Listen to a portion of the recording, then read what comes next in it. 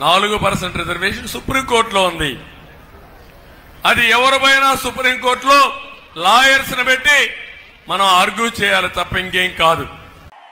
నేను ఈరోజు ధైర్యంగా చెప్తా ఉన్నా, 600 అయినా కానీ 106 అయినా కూడా 4% రిజర్వేషన్లు మైనారిటీలకు ఉండి తీరాల్సిందే అని మీ బిడ్డ ఈరోజు తలెత్తుకొని చెప్తా ఉన్నాడు. ఇది మీ జగన్ మాట, ఇది మీ వైఎస్ఆర్ బిడ్డ మాట. దీనికోసం ఎందాకైనా కూడా పోరాడుతా. మరి బాబు, మరి చంద్రబాబు ఇలా మోడీ సభలో చెప్పగలడా? మరి ఎన్డీఏ నుంచి బయటకు రాగలడా? మరి ఎందుకు ఈ దొంగ ప్రేమ? ఒకవైపు ఎన్డీఏలోనే కొనసాగుతూ మరోవైపున వాళ్ళు 4% రిజర్వేషన్లకు వ్యతిరేకంగా ఉన్నా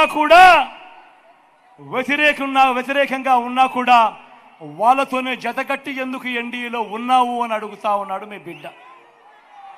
ఈరోజు 4% రిజర్వేషన్లు వెనకబాటు ప్రాతిపదికగా ఇచ్చిన రిజర్వేషన్లు. ఇలాంటి వెనకబాటుకు గురైన వారికి ఇచ్చిన రిజర్వేషన్ల మీద రాజకీయం చేస్తూ వారి జీవితాలతో చెలగాటమాడడం ధర్మం